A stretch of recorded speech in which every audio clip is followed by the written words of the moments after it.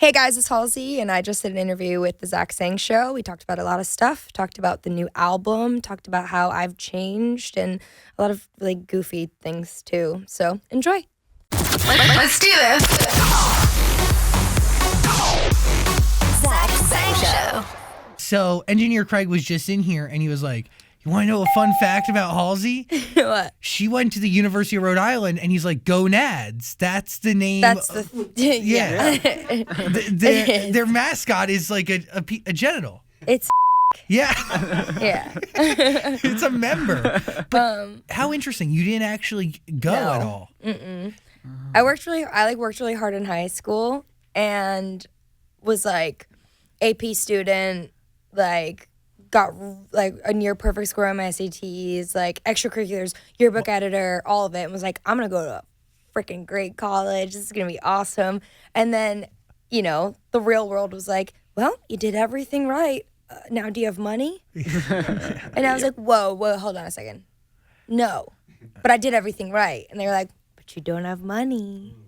And that is one of the biggest problems that our country faces. Yes. Talent is equally distributed. Opportunity is not. Yes. And we are not going to live in we're not going to live in a right society until we can actually guarantee equal education to everybody, no matter their zip code, no matter where they're from, no matter who they freaking are. If they want to learn, if they have work ethic, we should take that and foster it and help expand it. That's one of the really interesting things I think about the subject of socialism. Is like, I know a lot of people from Norway who are creatives, and if you're an artist, you get a salary. Yeah. Because the government is like, you're enriching our culture, and you're creating an opportunity for like trade and commerce for people who are consuming what you make internationally. And we're going to put you on a salary to be an artist. And that's like the immediate effect of their work. Yeah. And their long-term effect is even more impactful, right? Like they're inspiring other kids who are growing up in Norway to do the same and to feel like there's an opportunity to create. So if you have those urges, don't fight them. Being able to enable people is one of the greatest things a society or a government should be able to do. Right, to give people hope and aspirations, and then the resource and the tools to help make it a possibility. But I see that, and I challenge you that a lot of those countries are predominantly white. Yeah. So it's a lot easier, I think, for the people and their culture to release their grasp on resources because they feel like they're sharing it amongst their peers. There's like there's less of a the impact of racism, historically, a history of systematic racism that has socioeconomically divided people of color doesn't exist. So, like, if we were to try that, that would mean asking the white people of America to give as much as they have to people of color, which they're going to more likely say no. Like, I'm just being completely honest. And you know what I mean? And what you're saying is 100% accurate. Which is completely unfair. And that's why we need to get to a place, as humanity, and I say humanity just in a domestic sense, where we see each other as equals and not different. And if we, the people, can't fully do that, we need to make sure that we're electing officials who do. So then they're putting forth a future where we all are equal, no matter what some guy named Jim Bob says in Podunk, wherever. Do you get what I'm saying? Yeah, absolutely. Because that's the only way, really. Like, we can't. And it's education too, right? How do you fix the problem of the way we view different races in our society? And I think, one, you got to start with reparations. The same way Germany dealt with the Holocaust, we need to give back properly. That's number one. Number two, it's education. And you cannot rely on the household to educate properly. Of course. It is culture, it is school, it is everything. Yeah, and also we're creating school systems that create a hierarchy by, making education inaccessible to people who live in poorer areas, which because as a result of systematic racism happen to be areas that are a majority made up of people of color and made up of minorities. So, from the jump, even if we provided that education where would we be providing it? Because the people who need access to it can't get it. I And agree. it's just like, That's why that's why it's really, really hard to be a young person right now, because you don't know where to start. Yeah. It's news fatigue is real. It's like sitting down and reading articles and like seeing like stuff in the news and being like, there just seems like so much wrong that I'm forced into apathy because I don't even know where to begin. Yeah, you don't it's like when know your where to room gets like so messy, where you're like at the point of like, I don't even know where to start, honestly. Like, I think I'm just going to become a hoarder. I don't have a choice. I don't even know what to do. Like, do I start by cleaning out my closet? Do I do my laundry? Do I clean up all the empty water bottles next to my bed? Like, it's actually a really great metaphor for a lot of our issues, because it's like, you know, it's about organizing. It's about getting rid of the things you don't need anymore and bringing in things that you do need. It's about getting rid of waste, getting rid of, you know what I mean? And you're literally sitting there like, I'm only one person. I need a whole team to help me do this. And really the perfect example is you have a room that you can't keep track of. And where do you start? What do you do? And I've racked my brain about this, I mean, many sleepless nights. Yeah. Because it is hard to figure out where to start. And Also, other people are coming in and messing up your room too, and you're like, what the yeah, what because the heck? you control nothing. Yeah. You control what you control. Yeah. And that's it. What a great start. Yeah, I know. Hello, beautiful human. Hi. Thanks for hanging out. Dan's here, and Halsey's here. Hey. That was a very it was a very chill start to the interview. Yeah, definitely. Right? It was chill. It was super chill. By the way, that's one of the many reasons why I love spending time with you, and I thank you every time for giving us your authentic energy and your true self. It means a lot, because you never know what you're going to get, and I don't know. It's just the being comfortable. I really appreciate it. Oh, you guys create a really easy environment to come talk. I always get really excited when I get to come do this, and it's just like, I don't know. I think that we've built like a really incredible history of interviews. I know my fans always love these the most because, you know, the questions have substance and they're thought-provoking. And most importantly, you guys give me the time to think about my answer. Well, you're giving me... It's real. You're So many goosebumps. So many shows, it's like quick. They want to keep the ball rolling. They chop everything up. It's like there's no room for me to actually think about what I'm saying. And so therefore I'm either, you know, going to say something that's easy and basically meaningless because I don't have time to think, or I'm going to say something and it's going to come out totally wrong because I haven't I don't get the time to explain it, you know? You give me goosebumps when you say that, and know that, you know, we have thought-provoking discussions because you create art that matters, that is true, that is representative of a generation. I try. Really It's culture shaping. hard. With Nightmare, let's dive right in here. Let's do it. This seems like very natural for you. Yeah. But at the same time, a challenge. I think that tackling subjects in this manner can be difficult, because like the thing with a song is like you have 3 minutes and 30 seconds, and also those are repeating parts. So really you have like a minute and 30 seconds, and then like it also has to rhyme and sound good, you know, which is like, all right, got it. So I need to take on female autonomy and the patriarchy, and, you know, I have a minute and 30 seconds, and it has to rhyme and sound good. And be catchy, because but that's the battle, right? Because if it doesn't sound good, if it's not catchy, then it's not going to touch as many ears as it potentially can. Far. And then the impact, it's like a balance, right? Yeah. Sometimes you find yourself in the studio, I think, with something really important to say, and then you kind of find yourself being like, I may have to sacrifice a piece of this message so that I can take another piece of this message further, if that makes any sense. I get it. So it's like, sometimes like I want to sing 2 + 2 is 4, and I don't have enough time to say is 4. So I'm like, well, as long as I can take the message 2 + 2 and make people think about the answer, They complete it. it's worth putting out there. Even though what I would really like to do is say 2 + 2 is 4, but isn't saying 2 + 2 is and making them think, isn't that almost as important? And at least I'm starting the conversation. You know what I mean? Hey, beautiful human, real quick. Sorry to interrupt. If you're considering going back to school, you got to ask yourself the following questions. Do you need the flexibility to take classes on your schedule? Do you have college credits that you need transferred? Do you want to earn a quality degree from a world-renowned university? If you answered yes to any of those questions, Arizona State University is the perfect school for you. ASU offers over 150 highly ranked degree programs, 100% online. You're going to earn the same degree as you would on a campus from wherever you are on your schedule. Plus, ASU Online accepts most transfer credits. If you want more information, text Zach to 35517. That is Zach to 35517. We'll put it right here. Learn for yourself why the Wall Street Journal ranks ASU 5th in the nation for producing the best qualified graduates and why 87% of ASU grads are recruited within 90 days of graduation. Learn to grow, learn to succeed, and learn to thrive at Arizona State University. To learn more about ASU Online degree programs, text Zach to 35517. That is ZACH to 35517. Back to our conversation.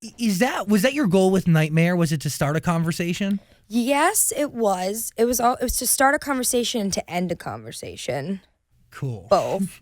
And it was also so coincidentally timed, because it came during the abortion ban, like the week that a lot of that started coming to a head and like culminating in culture, which was really unexpected. And I had a lot of people say to me like, you timed that so well. Like, how did you know so many women were going to be angry this week? And I kept saying, if you think this is the first reason women have had to be angry, you're not paying attention at all.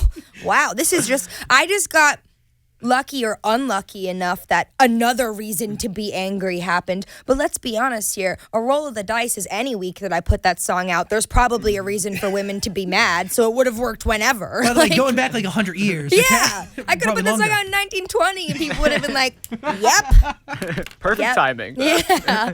And hopefully that's where it ends. Hopefully if I put this song out 20 years from now, people would be like, nah, that's such an old school mentality. Like, we've come so far. That's what I'm hoping, is that I hope the timeliness of this record stops soon, No, I won't smile, but I'll show you my teeth, and I'm going to let you speak if you just let me breathe. I've been polite, but won't be caught dead, letting a man tell me what I should do with my bed. Yes. Power. Thank you. That was fun to write. I mean, freeing? What are you thinking about when you write those lyrics? A song like this is one of the ones that kind of just like comes out. And it kind of started as like it started as like a slam poem kind of. So it was kind of like, and I do a lot of those. I did one at the Women's March. I did one at, the Glamour Conference. Like, I do a lot of these slam poems because I just love, rhyming to me is like art. Like when I'm building a sentence or like building a poem, it's like picking the right colors and the right shapes and the right pieces, the right medium, you know what I mean? Like all this stuff.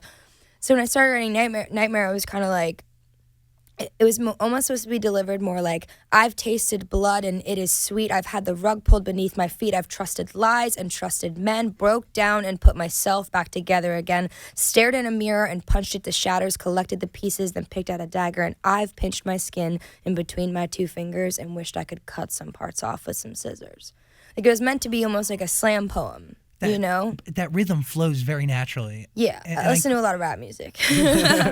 I read a lot of Emily Dickinson and Sylvia Plath, and I listen to a lot of rap music, so that's what you get. That is a beautiful combination. There you go. So Emily Dickinson, but Migo. Make it Migos. That's basically how I write. So what changes between the slam poem version of Nightmare and the musical record version of that record? I think that with a song like that, I always kind of instinctively approach a more like nursery, rhymey kind of mentality.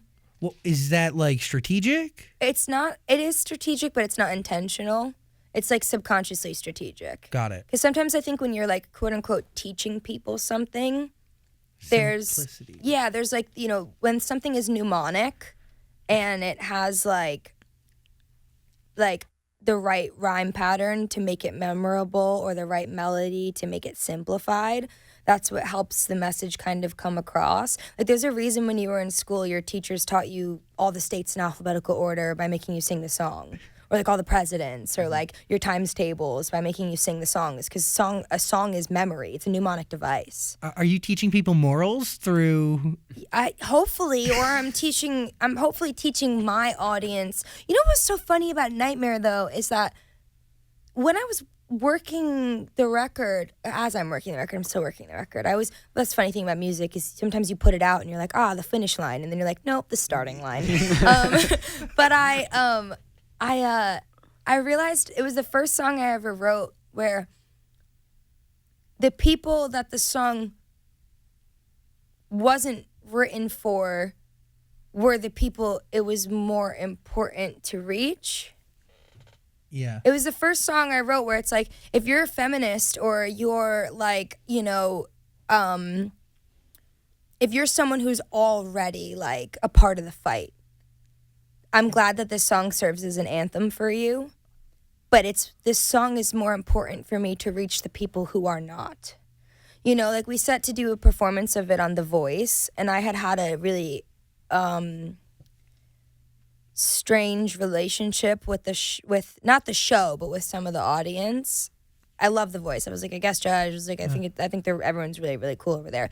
But I had performed without me on it like a year ago with Jade Bug, who's like the greatest dancer of my generation. She's amazing. And we did like a contemporary dance, and a lot of the audience like freaked out, and they were like, "What is this lesbian stuff on my TV during prime time?" I'm like, "It's 11 p.m. Your kid should be in bed, but fine." Anyway, and so I was kind of nervous to go back on the show again and do Nightmare, and I was like, I feel like people aren't gonna get it. I feel like that same audience is gonna freak out. And then I had this moment of like, that's why I need to do it. It's not about the people that I'm going to please who are going to get it. It's about the people whose maybe minds I can change. Yes. You know what I mean? And that's the first song I've ever had that's really been like that. You wrote the record for the girls being told to smile, but the people who need to hear it are the people telling them to smile. 100%. And it's been really interesting because I've seen it happen. Like, I've literally been in a building doing an interview explaining the song. And like, this is a true story. I was in a building giving an interview about the song, and as we were leaving, heard someone say to a girl, "You can smile." Oh. And I was like, is anyone listening to me? No. I literally just said. And it was just this moment of like, oh gosh, Ash, you have a long way to go. Oh man. Or the people I do the interviews with, and they're like, Halsey, come on. Is that real? People really tell you you need to smile? I can't imagine anybody walking up to you and saying that. I'm like, how immune to the female experience are you? It's like catcalling. Yeah, have you ever? And I'm looking at this guy who's like, does that really happen? I'm like, have you ever left this office before? Yeah. Do you live here? Is your bed under the desk? Like, did they keep you in a cage and let you out to do your job? Like, have you ever been in the real world before? Also, it was happening in New York City, where I was like, New York City practically invented catcall culture. Mm-hmm. That is something that basically every young woman there goes through. Like, you see it all day, every day. But there. by the way, like, I'm just so sorry that like if that was a radio interview, how I don't know, sheltered the creators in this medium genuinely are. A lot of them, not all of them, a lot of them. Well, I think they have the privilege of working with women who are also in a position of privilege, because like a lot of the women that you guys probably interact with are women like me. Yeah, professionally. I guess. Yeah. Professionally. Yeah. They're either your peers or they're on the show with you. Mm-hmm. Or they're stars. Celebrities. Yeah. So they just assume that you're on a pedestal and you've experienced nothing of reality. Or that I'm protected. Yeah, you hover. Which is one thing I talked about in my Women's March speech, was that becoming famous didn't stop me from being sexually harassed. It didn't protect me at all. And that's a really interesting thing about the gender divide in the way we raise young people is there are some young men in this world, and one of them is in office, who dream of having power so they can abuse that power. Oh, yeah. And there are young women who dream of having power so that they will no longer have to be abused. And that is the ultimate divide. Is that a young man gets to grow up and go, I can't wait till I have power because I can do whatever I want and no one will stop me. And a young woman goes, once I have power, I won't have to worry about anyone using theirs against me. And that is the ultimate, like, that's the discrepancy in the whole thing. but it's not even fully true, because you can look at you. Somebody can look at you and say Halsey has power. Halsey is protected. But none of that stopped anything. I have a bodyguard and it doesn't stop me from getting sexually harassed. Wow. Reality still That, hits. and that's privilege as well, is knowing that even like I go through it and still makes me think I can't imagine what it's like to be in a position where you are so wildly unprotected and you're going through it and you don't have the financial independence or the emotional support system or the professional longevity to know I can stand up for myself, because other women don't have that, and so they fear standing up for themselves. And I have that and still fear standing up for myself sometimes. You know what I mean?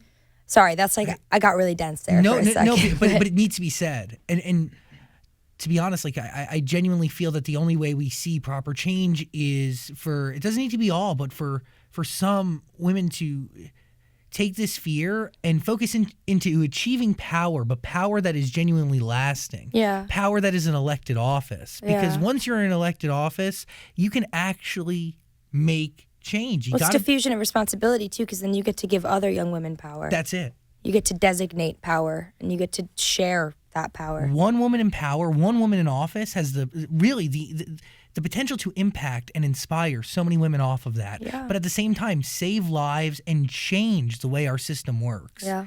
And it's really sad that it's come to this. I mean, the fact that women need to run for office to make sure that their own bodies are freaking protected. Yeah, that's exactly what I mean, is women dream of having power so that they don't have to worry about have power used against them. We need selfless civil servants. It's a huge need in our society.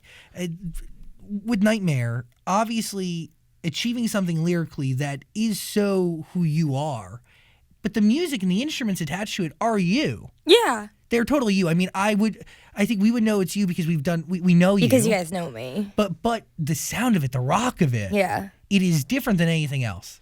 I think I just kind of like, I have like a little bit more like agency now, I guess. Like,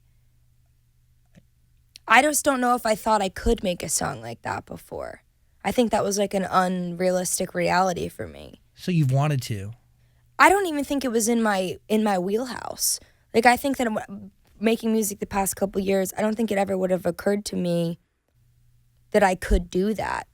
And then after years of playing shows and seeing the crowd and like, you know, coming to a place where like I've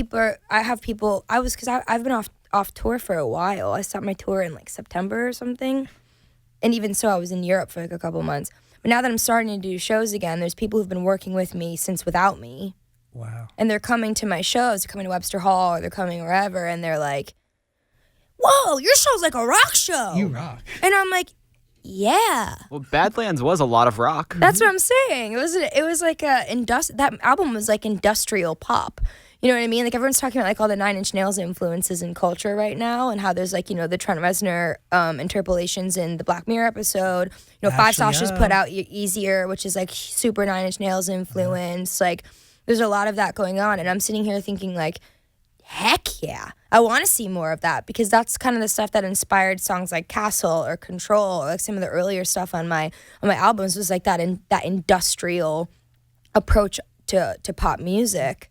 But I think that I needed to grow into a song like Nightmare, because getting on stage and screaming from your, like gutturally screaming from your insides, like I can't put a song like that out unless I can promise myself and the world that I'm going to be able to deliver when I perform it. And I don't think I was in like a good enough place or a confident enough place. Well, I was going to ask, why was it important for you to yell and scream these lyrics? Because I was angry, and because it felt good, and because I've seen so many young people in the audience at my shows, and I watch when those parts come into songs. Like, I watch it during Gasoline when they scream, "Do you call yourself a hurricane like me?" Or during 100 Letters when the girls are screaming, "I don't let him touch me anymore." You know, those moments where they're screaming, and I was like, I want more of that. I want them to feel when they leave my show like they got it all out, like they screamed it all out. But like, they're not going to do that unless I give them the songs to scream to. Is that what Nightmare was for you? Getting something all out there? Yeah, I got it off my chest for sure. I was like, it feels good. I put that out and I was like, yeah, whew, okay. Like, I don't know. It's like when you're like, you finally get a good scream or a good cry out and you feel so much better and you're like, how long have I been holding that in? Oh my God. Whoa. 20-something years. Yeah, honestly. Well, throughout all the records you've created, is there one that's been the most difficult To perform or to make? to craft? Ooh. Nightmare was pretty hard because it's a really nuanced record and I had a lot to say, not a lot of time. You know what I mean? Yeah. And also I was trying to make a political record that didn't feel whiny. Dude, you don't get politics out of that record or any sort of moral anything until listened to. Yeah. Do you get what I'm saying? Like, Because I'm tricking everyone. I wanted to make sure I could trick everyone. it's well done. And like you're singing along, and then all of a sudden you're like, "What am I singing? Oh my gosh!" I did that. That was kind of like what we did with "Bad at Love," which was really fun. There's a lot of people who would sing along to that song at the top of their lungs, and then like 10 listens later, be like, "Oh, she's gay." Oh, wait, did she say "she" in the second part of this song? Like, you know what I mean? Like, a lot of people who were like really singing along to that record, and then after like 10 listens were like, oh my gosh, she's singing about men and women. I didn't even notice. But that's how it works. Do you get what I'm saying? Yeah, it's new. Well, that's part of the difficulty is making something that's not gratuitous, is making something that's not like, that's the hardest thing about pop culture is making sure that your identity and your message is concise and digestible, but if your audience wants it to be. I understand that. So like, Without Me, a lot of people hear that song and they're like, yeah, screw you. Think you could live without me? Like, heh. Like, you know what I mean? And they're just like singing along, whatever. Like, I love that song. And then there's like a whole other group of people who have dealt with domestic violence or dealt with, toxic relationships and like narcissists and like people in their life.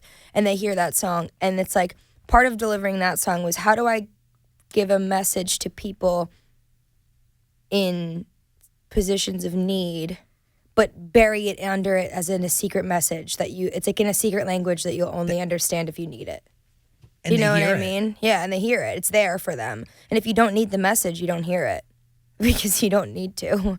You know what I mean? But like that's the incredible thing about art, and that's like it's kind of more like a focus. I don't want to say strategic, but I would say focus, like a focused art. You have a goal with this. It's not just random expression as it's happening. Yeah, which is strange because my art is different. Yeah, when you draw or you paint. Yeah, like my physical art is usually has no. I don't even know where I'm starting or ending. And when I'm making a song, it's so focused. You know what I mean? Like, I've literally had songs that I'm like, it's not right, it's not right, it's not right. And then I change one lyric. And I'm like, there it is. The whole painting came together. And I guess it's kind of like drawing in a way where it's like, if you do like an abstract portrait, it's like sometimes one line down the middle is like, there's the face. Oh my gosh. It looked like nothing, and then you drew that one line, and now this whole thing is a face. I can't believe it. It's like a song is sometimes like that, I guess. I don't know. Is there a record? Well, let's get into this new album. Does this album sound like Nightmare? Yes and no. Is it like... It's like,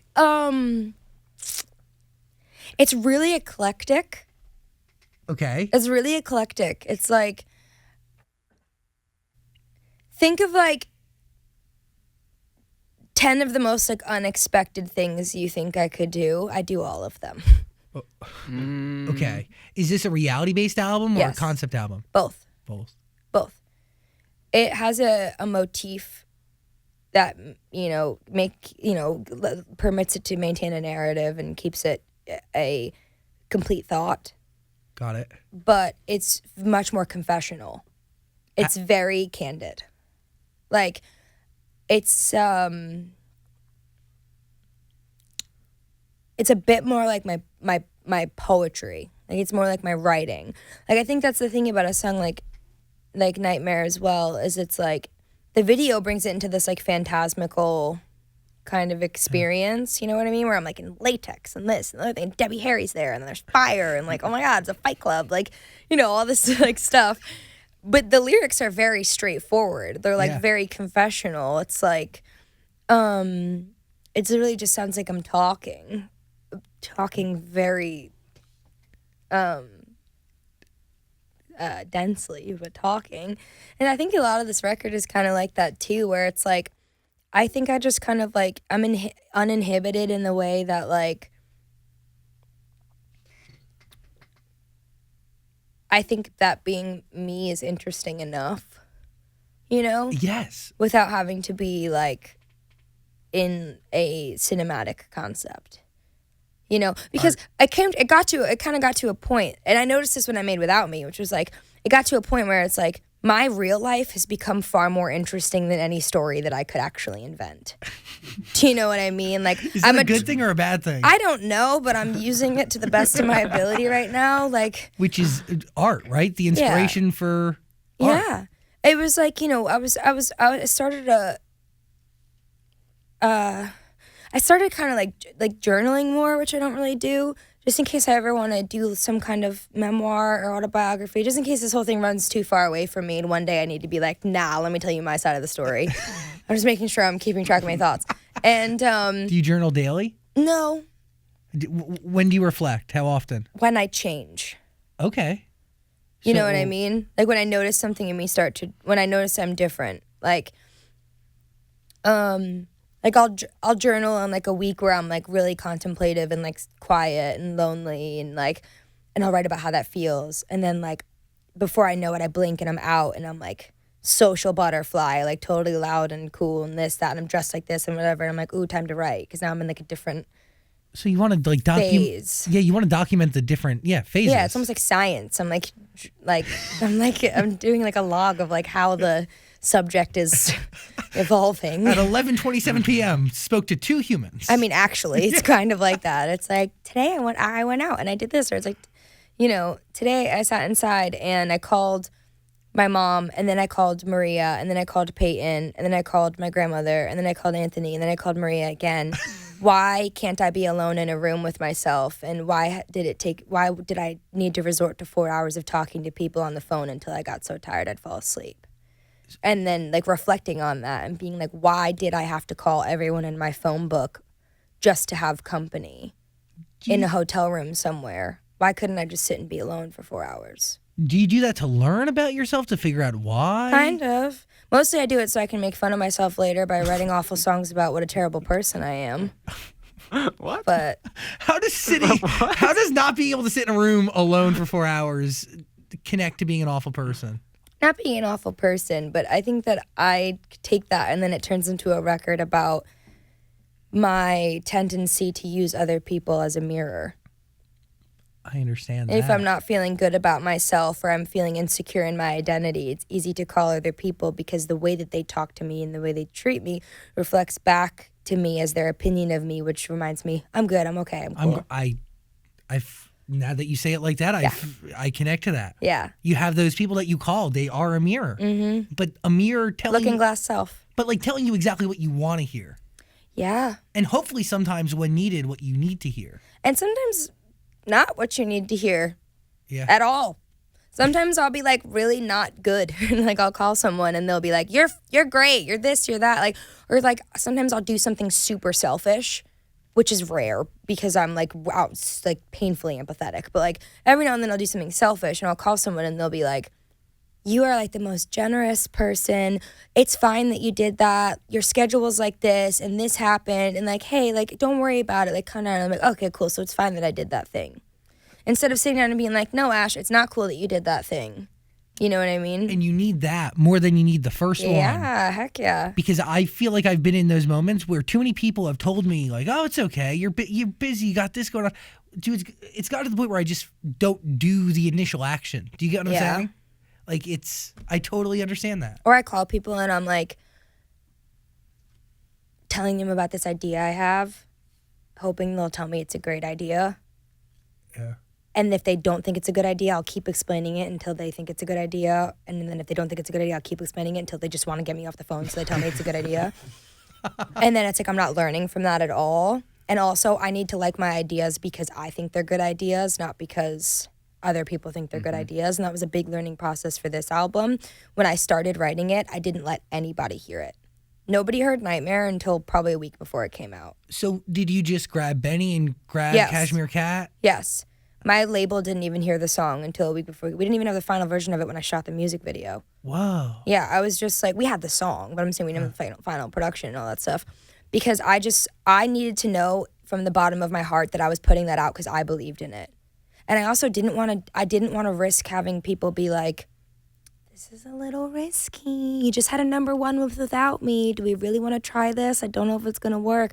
I needed to know that I was putting it out because I believed in it. And I was like guns a-blazing, like would die in the trenches for this song. This is the song.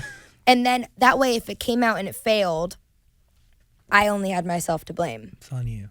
And then if it comes out and it works, it helps me create a model for like what I'm doing because I made those decisions on my own. And that's not that different from how I've made everything else, but it's like it eliminates the indulgent process of everyone telling you how good it is before you put it out. Yeah, and you also can't go, but it's them. Do you get what I'm saying? Yeah. It's how this worked out. Yeah. There's accountability. It's on you. Yeah, I got really lucky with that one though because it came out and everyone that I wouldn't let hear it was like, well, it's great.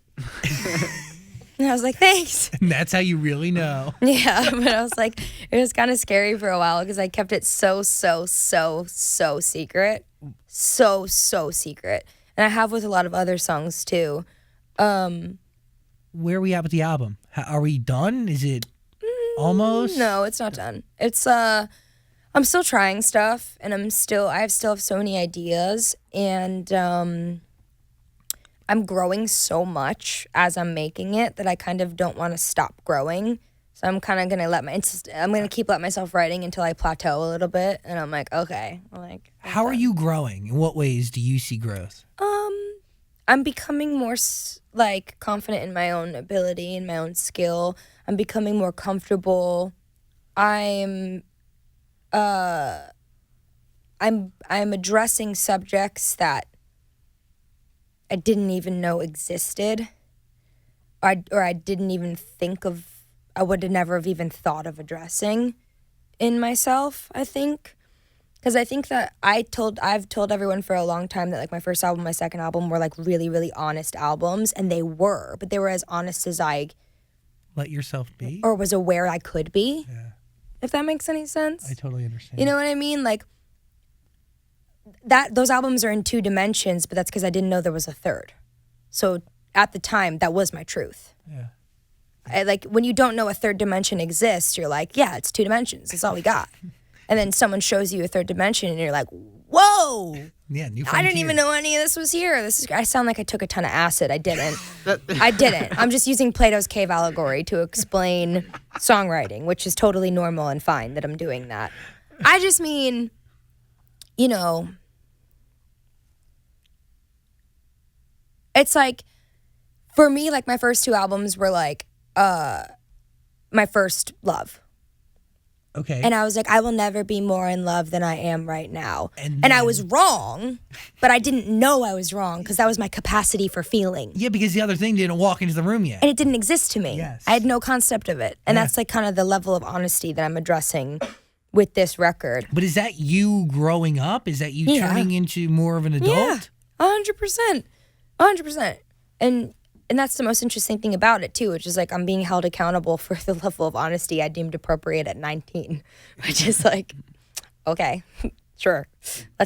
What were you guys like at 19? Like, you know what I mean? Like, what was your truth? Like, most of my friends' truth when they were 19 was on Facebook, and it was that The Hunger Games was the greatest movie of all time. So, like, that was my truth. That's what I knew. That's what I knew of myself. And in some ways, I was very right, and in some ways, I was very wrong. And I am 24. And while I'm going to be promoting this album and touring this album, I'll be 25, and then I'll be 26. Totally and then, different like, person. Yeah. Oh, yeah. A different person with different priorities and, like, a different perception of myself. Also, a couple little things happened to me in the past year that really changed my songwriting. Like, I did SNL. And I know that sounds stupid, but it changed me as an entertainer and as a creative. How? Does it push you to do more on stage? It taught me to stop taking myself so seriously. Okay. That was like that moment for me in my career was probably my highest public approval rating as an entertainer ever, where everyone was like, damn, we really like you. You're actually really cool. And I was like, oh, that's so crazy that if I'll just like let my guard down and be myself, people will like me. Imagine that. Wild. And I was so inspired by so many of the women on the show, because the thing about comedy is the most difficult form of entertainment, I think, for a woman. And hear me out when I explain why. Because it requires you to go against the social norms of what a woman is supposed to be. Because to be funny, sometimes you have to be ugly. Or you have to be weird. Or you have to be the opposite of what you've been raised to believe you're supposed to be as an entertainer. And every time I see Kate McKinnon put a wig cap on and look ridiculous, even though she's like stunningly beautiful and amazing, I admire that courage. That courage to go on television and to look ugly or to look stupid or to be gross. To be the opposite of the social norms and the way society casts a lady. And make someone feel something because of it. Even the people who are staunchly against it, Yeah. making them laugh. That's It's power. brilliant. It's brilliant. And I learned so much from that experience, you know. It was really eye-opening to me, and it kind of helped the way that I write, because I was like, just relax. Just relax. It's okay. Hey, beautiful human, sorry for the interruption, but Dan can't stop talking about his cats. I love cats so much. Dan Catman Zola. That's what they call me. Yeah, it is. Because you're obsessed with your cats. I really am. I love cats. I love everything about them. You love these animals deeper than anybody else I've ever met. Yeah, they get so happy they start purring, and then they get their little heads and they rub it against your head, and you scratch their butt and they stick their little booties in the air. Is there anything you hate about owning a cat? Changing the litter box, it's awful. Yeah, that makes sense. It's so dusty. That's where they go potty. Yeah. But that is also why Arm & Hammer created new cloud control litter. You should try it. We can definitely get you some. There's no cloud of nasties when you scoop. It's 100% dust-free, free of heavy perfumes, and helps you reduce airborne dander from scooping. So what happens in the litter box stays in the litter box. Ooh, that'd be nice. Your dreams are now coming true, Dan. New cloud control cat litter by Arm & Hammer. More power to you. Okay, back to the convo. What kept you pent up before? Was it like this want for a hit? Was it this want to fill some formula that you believe people cast for you? No, of course not. I think it was far more human than that. I think that everybody wants to be liked. I think everybody wants to be liked, and I think everyone also wants to believe they're doing the right thing. So sometimes when you think you're doing the right thing and everyone goes, no, that's the wrong thing, and you're like, whoa. I'm sorry. I'm sorry. I didn't realize I was doing the wrong thing. Or like, you know, apologizing for your personality or for like your existence or for whatever. I think one of the things I read about me the most that has frustrated me and has made me fearful in the past couple years of my career is I've had a lot of people say that they think I'm arrogant, or they think that I'm pretentious, and that really bothered me for a long time because I feel like I'm like really self-deprecating. And I kind of like analyzed it for a while, and I was like, what would make people think that about me? And I kind of like talked to some of my friends about it, and the more I kind of dove into it, it was kind of like, it seemed like because I like stand up for myself, that's why people said that about me.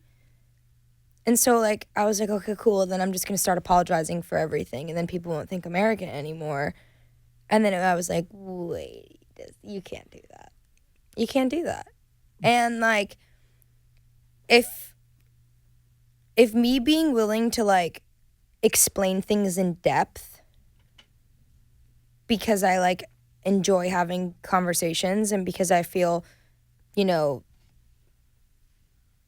I feel like it's important to like explain my art and explain my perspective. If that comes across as I just like the sound of my own voice, then everyone's totally missing the point. Because it's actually really hard for me to do interviews.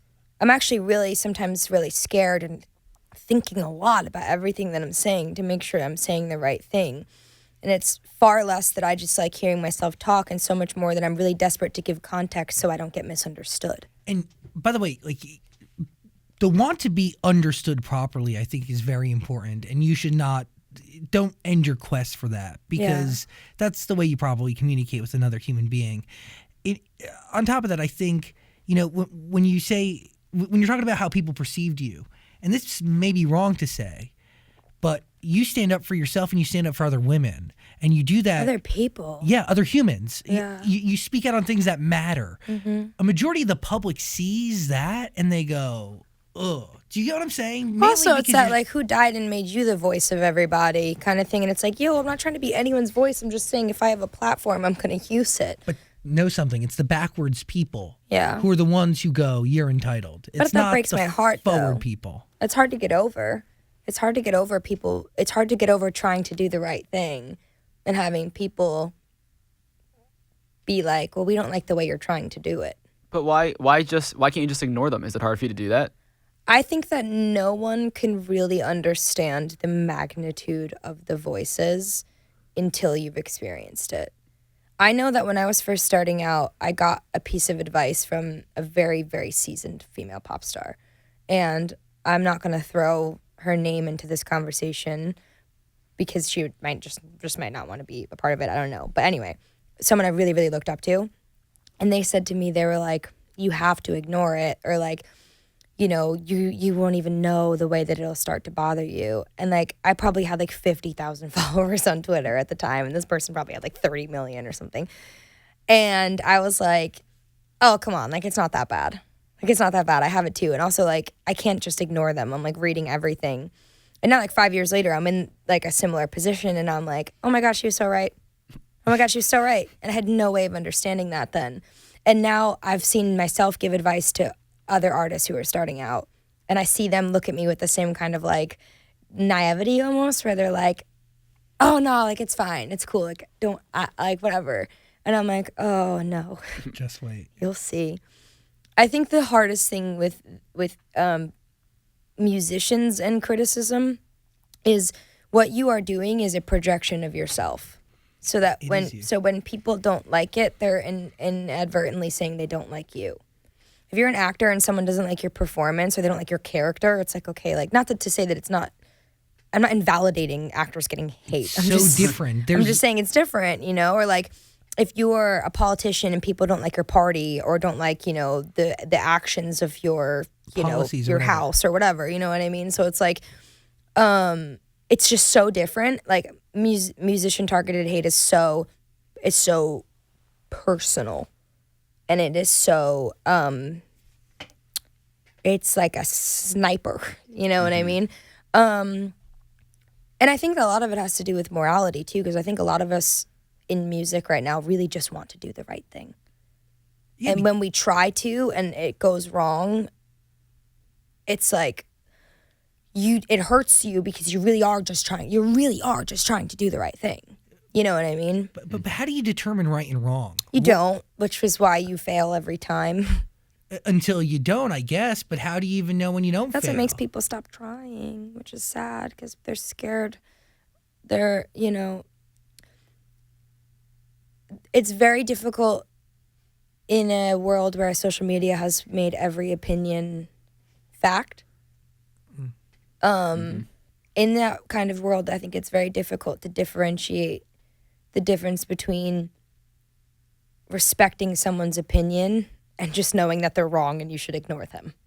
Do you know what I mean? Like, that line is hard, where like someone will say like, Halsey, I think you should dress more, covered up because you have young fans who watch you, and like, my daughter's 9 and she loves your music and you wore a bra on stage. And I'm like, shut up, lady, I'm gonna do whatever I want. And then I'm like, wait a second. What about that young kid? Yeah. I don't want to alienate that young kid. And if they like my music and they love me, I don't want to keep them from enjoying my music because I wanted to wear a bra. And But also, it was like on my heart and it was authentic to me to wear that bra. Like, I don't know. It's like, it's so hard. You're like, ugh. You have to be you though. Yeah, but you got to do what's authentic to you. Yeah, Yeah, but what is exactly. authentic to me? You know what's authentic to me is going on stage freaking half naked and free and exciting. But what's also authentic to me is being a good role model. balance. You know what I mean? And do you really think you being in a bra is going to change the way this girl acts throughout the rest of her I life? hope not, but I also know that it's deeper than that because it changes her relationship with her parent now. Because it creates a discourse between the two of them about what's right and what's wrong. And then it eliminates her ability to choose. And then she can't find solace in my lyrics because her parents judge the way that I look. Your level of empathy is It's actually so beautiful. messed up. No, it's terrible. It's disgusting. No, because But that's where I think where it's so hard because it's like, you know, I get one tweet from some lady and I'm like 2 hours deep in a wormhole now. That's like, and that 9-year-old might really need my song, but she can't listen to my song because her mom won't. And then what's she going to think of herself? And then, like, you know what I mean? And then I'm like, oh my God. And then it's like, am I even a musician anymore? Or am I like, what am I doing at this point? Like now I'm like a role model candidate camp counselor. And like, I've just lost sight of like the whole purpose of what I do is to make is to create. You know what I mean? But is it that your forever purpose? Is music going to be a forever thing? No way. What is a forever for you Writing, in some form? yeah. Whether it's music or a book or a screenplay or a this or like whatever, I'll always write because I just like don't. I have really poor social skills outside of like communicating via writing. Like I've had a lot of people like fall in love with me over text message and then like hang out with me in person and be like, whoa, this is not what I thought you were like. And then they leave and I'm texting them again and they're like, never mind, I love you again. And then they come back and they're like, okay, what's going on here? Like, Who are you? yeah, I feel like, and I think that's another thing too with the whole like divide of like me being presented in an environment like this versus me being presented in my art, where it's like some people would be like, God, I love Halsey's music, but I can't stand her personality. And I'm just like, I'm trying. Like, I'm just so awkward sometimes. Like, or I just say things that come out the wrong way, but I never say things that come out the wrong way when I write. It always comes out the way I want it to. But when I talk, it's always wrong. How often do you go back and rewrite lyrics? Very rarely. You just go. It just happens the way it's supposed to. Okay. When a lyric does come to you, do you voice note? Do you physical note? What do you do? Sometimes I physical note. Do you like A lot of times I just, you store it? yeah, just keep it up there. Whoa. Yeah. I can't remember. I can remember everything that's ever happened to me. Like see, I can't remember little things like that. I can remember instances and moments, like, but if something like comes and I have an idea, like how many lyrics are probably stored in your head right now that you've just tucked away for A lot. a studio day? A lot, but if I don't remember them, it's because they weren't important and they weren't good enough. The ones I remember are the ones that are supposed to come. That's the test. They stay for a reason, you know? Is there something, this was a random question I had for you. Last 2 weeks of your life, if you can go back within the last 2 weeks to any point and do something different, what is it? I went to dinner with my family in New Jersey a couple of days ago. Cool. How was it? It was family with my dinner in New Jersey. Family with my dinner. It was dinner with my, wow. It was dinner with my family in New Jersey. I have a really big family. It's, I promise you I'm not making this up. It's Anthony, Angelina, Jada, Gianni, Angelo, Taylor. It's like that. Like you think I'm kidding. Like it's a movie. No, your real last name is as Italian as It's fuck. Frangipani. Yeah, it's crazy. And so I went to dinner with like 18 people, and I was really tired, and I had like I just flown in from London, and then I did the Songwriters Hall of Fame Congrats, by the thing. way. Thank you. Weird, so weird. And I was really tired, and I did the best I could. And I wish that I had more energy and more patience, and more time. To give. Yeah, in that dinner. And that's another thing that's really difficult is knowing when, like, and this is for everyone, not just for, you know, people in my career. It's like knowing where to draw the line between, like, biting the bullet and putting family first and, like, spending the time and, like, making the memories and, like, knowing when to protect your own, like, mental or physical health. Like, you know, it's hard to balance all that. Yeah. Because really, like, work becomes more intense yourself. Yeah. Sometimes it's hard to be like, okay, like I know I can go. I'm in the city. I know I can go into Jersey and see my whole family, and like I haven't seen them in months, and like my little cousins are growing up, and like I've missed so much, and I missed the dance recital, and I missed this, that, and the other thing, and I want to ask them about it. But I also know that I just flew in from London, and I'm really exhausted, and I haven't really eaten much today, and I want to go to bed early tonight because I have to wake up in the morning and I have to fly first thing and then come home and I have an interview and a meet. And it's like, that's what's so hard. It's being like, most people I think would be like, your family comes first no matter what. And then sometimes it's like, I'm like sitting here bargaining my health with like, time. With time. So that's one thing that I would do different. I think if I could do anything would be go back and find some way to make that. I mean, it was amazing. I'm so happy I got to see everyone, and it was so great. But I just wish that I could have done it with more energy and more patience. Whether that be you can go back, change a flight, change anything. Yeah. Yeah. Or just like, I don't know, freaking meditate, prepare myself, like clear my mind, like get all my business stuff out of my head for 2 hours. And like, just be pure family. Yeah. But that's so hard to do too. It is really hard. Like, yeah. That's why when I go home, I'm like, I need 2 weeks, because if I hang out in New Jersey for 2 days, I'm still work me. 2 weeks Then is I'm a angry. long time to spend in New Jersey. I'm so excited, Ashley. I miss it so much, and I miss the pizza so much in this weird way. Like I miss New Jersey. I do too. You think I'm but crazy right now? No, I miss New Jersey the way I miss Rainforest Cafe. It's like super fun in my memory, and then I go back and I'm like, this is different than I remember it being. And you'll know like a week, like 6 days in, if I regret my decision of being there for 2 weeks straight. I mean, let me know. We'll come rescue you. No, I do love New Jersey. There's something just so like real about it. You know what I mean? It's just so real. Like we were at the restaurant. I was waiting in line for the bathroom, and there's this girl waiting next to me, and her boyfriend comes up out of nowhere, and he's like, some like Italian guy. And he's like, "Oh, what are you looking for, Halsey? She's in the bathroom." And he saw me sitting there, and he goes, "Never mind, she's right there." And I was like, that's only happening to me here, and it's like very humbling and hilarious. So, and I was just like, yo, try the garlic bread? Like, I don't know, man. Like, it was super, super humbling. And I was just like, yep, those are the people that raised me. People like that. I miss the Rainforest Cafe. Yeah. Are you going to bring up Black Mirror? What are you going to bring up? I was going to ask how the whole BTS experience is going. Oh, gosh. Their fans, how are they treating you? The fans are awesome.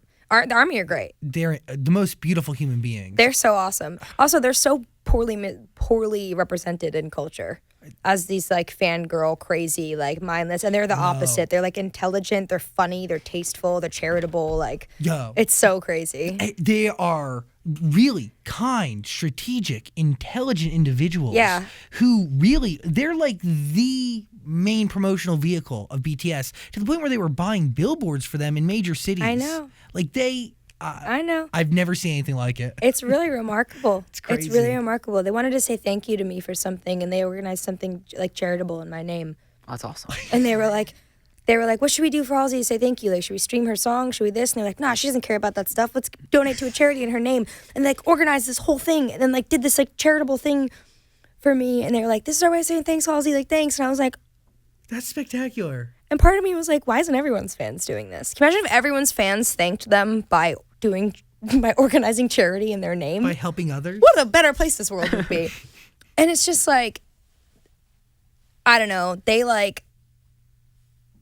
just get it, man. They just get it. Like, they're funny. Their memes are like timely and like current and creative, and like the fandom is full of like incredible graphic designers and incredible artists, and there's just like constantly this fan generated content that's like keeping this whole subculture alive daily. And it's like a whole universe where like if you miss a couple of days and then you come back, like I literally will like not be on Twitter for like 2 days, and I'll see like a meme about someone, and I'll be like, what did I miss? And then all of a sudden I'm ARMY, and I'm like trying to figure out what I missed so I get the joke. Like, it's ridiculous. It's ridiculous. Yo, I got goosebumps because there's such a variety of people. They were super nice to me too. Super welcoming, super, super nice. it was obviously a very intimidating thing getting involved with BTS because you know the power of ARMY and like you know how protective they are, and rightfully so, because this is a band that has been like taken advantage of in many ways.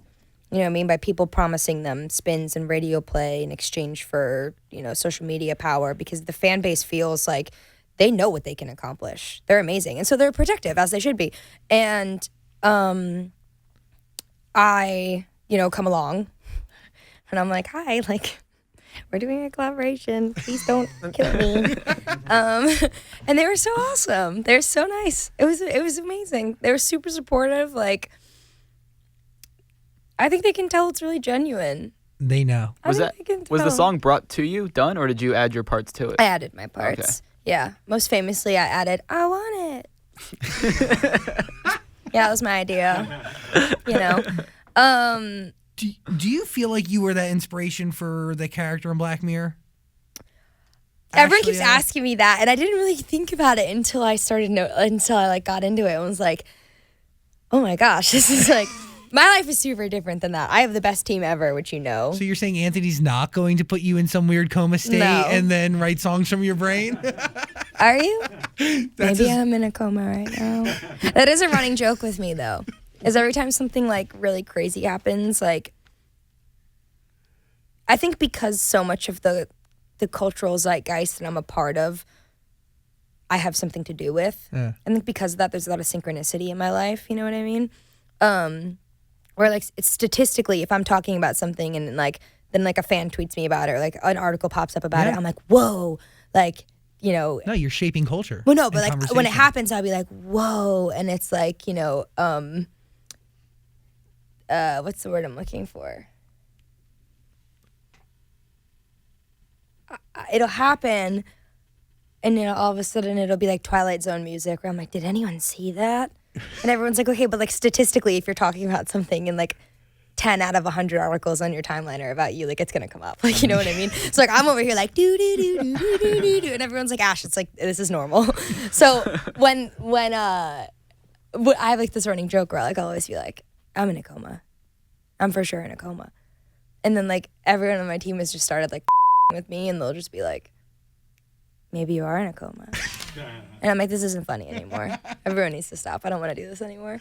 So like because of that, and then like the episode, I was like, oh my God, is this like a sign in my coma for me to wake up from my, it got really meta. It got super meta. It was very, very meta. I love Black Mirror though. Dude. Yeah. It's wild. And Miley really killed that. Mm-hmm. That was an incredible acting performance. By the way, back to 9 Inch Nails, I believe that song. Yeah. You know? Oh, honey. So good. It's so good. My favorite music of the past year is from fictional pop stars. It's like, why do you do that, do that, do that, do that, do that to me? From freaking A Star Is Born. Oh, yeah. And then the On a Roll from Black Mirror. My favorite music is made by fictional pop stars. What is happening? Like, I want Allie to release her own music so badly from The Stars. I tried to pick Diane Warren wrote a lot of it, and she's like one of the most iconic female songwriters of all time. She wrote I Don't Want to Miss a Thing for Aerosmith. Yes. What? Yes. Are you joking? And she loves animals. She has like a farm. Yeah. She's like obsessed with them. And she's so cool. Her most recent song, well, one of the most recent ones I love was, she's telling me, you don't stand for anything you stand for nothing if you don't stand for something. She has a lot of great records with some real great meaning. Also, if you look at her discography, a lot of her songs start with like, when I. It's like, I'm just like making this up, but it'll be like, it's either like when I or like, where I think it's when I. It'll be like, when I first saw you, when I dream of you, when we came here, when I. It's like, and I'm like, wow, Diane. It's just like that's a great model. I don't know. It's just amazing. But yeah, sorry, little nerd fact there. Little songwriting nerd fact is that Diane Warren wrote a lot of that, and she's great. She's super iconic. I keep seeing her face in my head now. Me too. It's really cool. I love her. Okay, do we have a date for this album? No.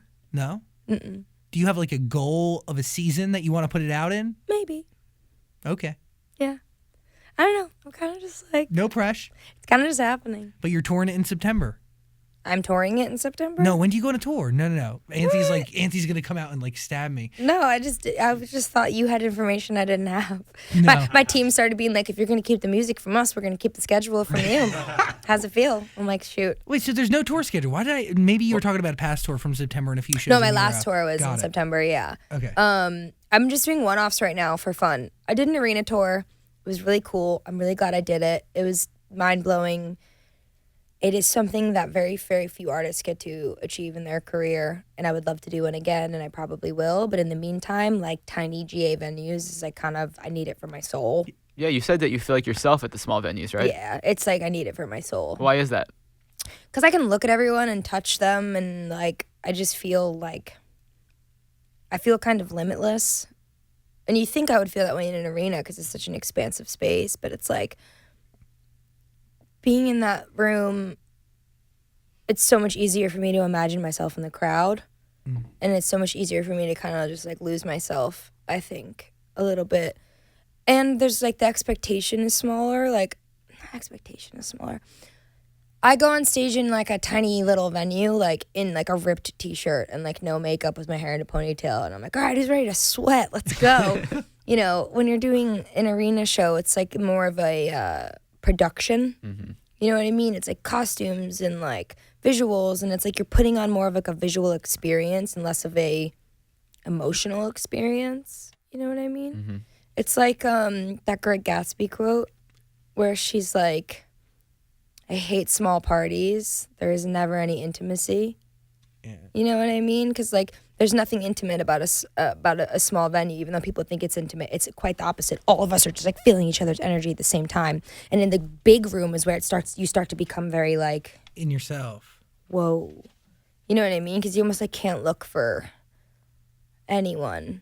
You can't look for in the small rooms. Like I look down and there's someone staring right into my face, and I'm like, oh yeah, that's a human, and this is real, and I'm on stage, and it's the fourth song, and we're still going, and I need to sing the bridge, and like it's just like you're so cognizant of everything that's happening. Do you forget who you're performing to in an arena?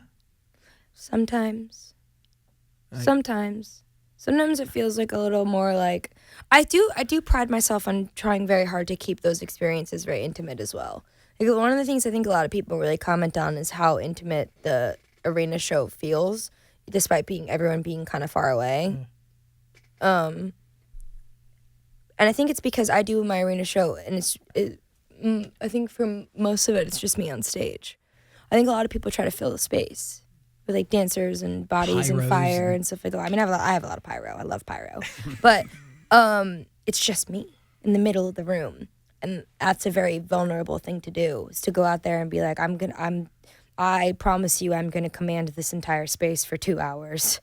That's the promise I'm making you when I walk out on that stage alone, and it's like a big responsibility. So that can kind of make it, there's more pressure. Sometimes I think when I'm doing the show in a smaller venue, I feel like we're doing the show instead of I'm doing the show. It's everybody it's the crowd, the band, it's everybody. They're all creating the atmosphere with me, which is like great. Do you ever wish like you didn't have to perform Closer? Because it's a great song, but it just doesn't feel like you. You know, I strip it down and I do it like a ballad now on the tour. And it's so funny because people always cry when they hear it now. And they're like, never in my life did I think Closer would make me cry. But I think I've made it into a point in my set where I acknowledge the fans that have grown with me. And when we hit that, we ain't ever getting older. And it's like a ballad. It's like It's beautiful. everyone's looking at each other like, we first saw her when we were 17 and now we're 21 and we're here and you're going to college. And I just like, you know what I mean? It just becomes like a different thing. So I think every song I've ever done like has to be able to grow and adapt with me. And that's also the mark of good songwriting. Yeah, 100%. Good songs evolve. You know what I mean? Like they can evolve in that way. And mean something totally different. I think I did not like it for a while. And now that I've like kind of found a lot of personal success with songs I wrote in my bedroom, I don't feel like defined by it. Which it's like the same thing as like I didn't play New Americana for like 4 years because I was so embarrassed of it. But it's so good. And now I love playing it. Yeah. I like didn't play it for like 4 years, and people would be like, "That's so weird. She doesn't play like her first big song." I was so embarrassed by it because I thought people kind of like defined me by that record. And now I love playing it because it's almost kind of has like a novelty to it, Yeah, where and it's like nostalgia. yeah, you know. And now it's like sick. Now I play it and I'm like, yeah, like Yeah, that's mine. yeah.